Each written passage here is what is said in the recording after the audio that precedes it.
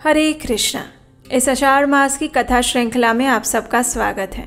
बस कुछ ही दिनों में यह आषाढ़ मास पूर्ण होने वाला है और उसके बाद आरंभ होगा श्रावण मास, जो कि भगवान शिव की पूजा, आराधना और तपस्या के लिए सबसे अच्छा मास बताया गया है। तो चलिए आज की आषाढ़ मास कथा आरंभ करते हैं। ब्रह्मा जी ने कहा, हे नारद, प्राचीन त्रेता युग के अंदर पैजवन नाम से प्रसिद्ध एक शूद्र था। वो सदैव धर्म में तत्पर और विष्णु भगवान तथा ब्राह्मणों का पूजक था। वो न्याय पूर्वक धन का उपार्जन करता और सदैव शांत भाव से रहता। सभी लोग उससे प्रेम करते थे। वो सत्यवादी और विवेकशील था। उसकी पत्नी भी समान कुल में उत्पन्न, धर्म पूर्वक विवाहित और शुभ आचरण वाली थी। वो पतिव्रता नारी थी। महात्मा पैजवन को पूर्व पुण्य के प्रभाव से धन की प्राप्ति हुई थी। वो सदैव स्वजनों के द्वारा स्वदेश और परदेश में व्यापार किया करता था। अपने और दूसरे के धन से भी वो व्यापार करता और करवाता था। इस प्रकार धर्म पर दृष्टि रखने वाले उस पैजवन को नाना प्रकार का प्रचुर धन प्राप्त हुआ था। उसके 2 पुत्र हुए। वे दोनों पुत्र ही पिता की सेवा और शुश्रूषा में लगे रहने वाले थे। धन इत्यादि का अहंकार उन्हें छू भी नहीं पाया था। वे अपने धर्मयुक्त आचरण से शोभा पाते और माता पिता की सेवा करते। उन दोनों पुत्रों की पत्नियां भी अपने सास और ससुर की सेवा में अनिवार्य रूप से लगी रहती थी। पैजवन का घर धन धान्य से भरा रहता। वह स्वयं भी सदा धर्म परायण होकर देवताओं और अतिथियों के पूजन में तत्पर रहता था। शीतकाल में वो धन और उष्ण काल में अन्न तथा जल का दान करता। वर्षा काल में वस्त्र और अन्न बांटा करता।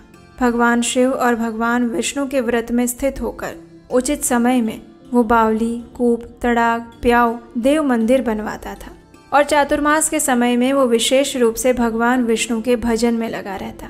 एक दिन परम तपस्वी जितेंद्रिय गालव मुनि पैजवन शूद्र के घर पर पधारे। वे अभ्युत्थान और आसन आदि उपचारों से मुनि की पूजा करके मधुर वाणी में कहने लगा, हे ऋषिवर, आज मेरा जन्म सफल हो गया। जीवन अति उत्तम हो गया। आज मेरा धर्म आचरण सार्थक हुआ। आपने यहाँ पधार कर कुल सहित मुझे उन्नत कर दिया। आपकी दृष्टि से मेरे सहस्त्रों पाप जलकर भस्म हो गए। मुझे गृहस्थ के संपूर्ण गृह को आज आपने पवित्र कर दिया है। उस शूद्र की भक्ति से गालव मुनि भी प्रसन्न हो गए। उनकी सारी थकावट दूर हो गई। वे हाथ जोड़कर खड़े हुए शूद्र से कहने लगे, हे सौम्य, तुम कुशल से तो हो ना? तुम्हारा मन धर्म में लगता है? क्योंकि भाई, बंधु, स्त्री, पुत्र आदि सभी लोग सदा स्वार्थ से ही संबंध रखते हैं। तुम गोविंद में सदैव भक्ति रखते हो ना? दान में तुम्हारी रुचि तो है? क्या धर्म, अर्थ और काम संबंधी कार्यों में तुम्हारा मन उत्साह के साथ संलग्न रहता है?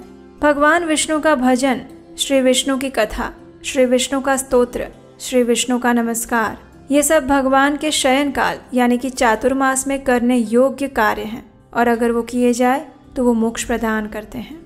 मुनि की ये बातें सुनकर पैजवन शूद्र ने कहा, हे मुने, आपकी कृपा दृष्टि से मुझे इस आश्रम का पूरा फल मिल रहा है।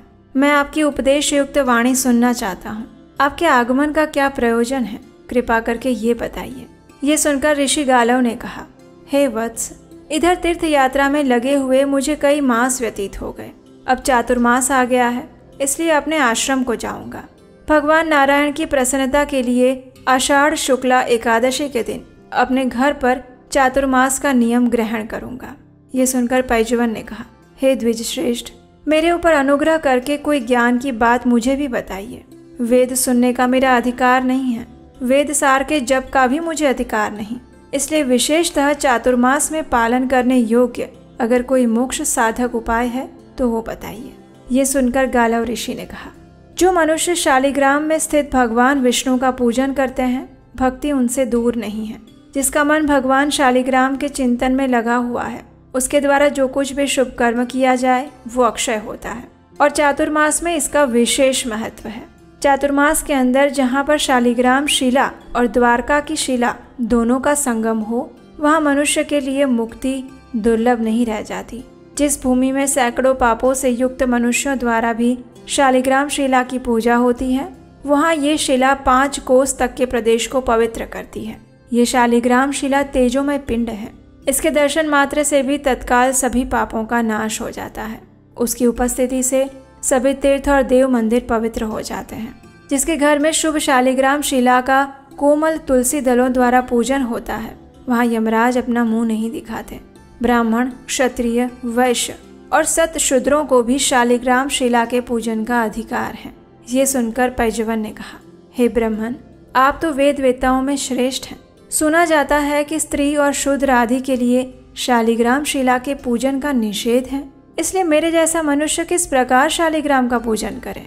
तो गालव ऋषि ने कहा, हे मानद, शूद्रों में केवल असत शूद्र के लिए ही शालिग्राम शिला का निषेध है और स्त्रियों में भी पतिव्रता स्त्रियों के लिए उसका निषेध नहीं बताया गया। जो शालिग्राम शिला के ऊपर चढ़ाई हुई माला को अपने मस्तक पर धारण करते हैं उनके सहस्त्रों पाप नष्ट हो जाते हैं। जो शिला के आगे दीपदान करते हैं उनका यमपुर में निवास नहीं होता। जो शालिग्राम में व्याप्त भगवान विष्णु की मनोहर पुष्पों द्वारा पूजा करते हैं और जो भगवान विष्णु के चातुर्मास में शालिग्राम शिला को पंचामृत से स्नान कराते हैं वे मनुष्य संसार बंधन में कभी नहीं पड़ते। मुक्ति के आदि कारण निर्मल शालिग्राम गत श्री हरि को अपने हृदय में स्थापित करके जो प्रतिदिन भक्ति पूर्वक उनका चिंतन करता है वो मोक्ष का भागी होता है। जो विशेषकर चातुर्मास के समय में भगवान शालिग्राम के ऊपर तुलसी दल की माला चढ़ाता है वो संपूर्ण कामनाओं को प्राप्त कर लेता है। तुलसी देवी भगवान विष्णु को सदैव प्रिय हैं। शालिग्राम महाविष्णु के स्वरूप है और तुलसी देवी साक्षात लक्ष्मी है।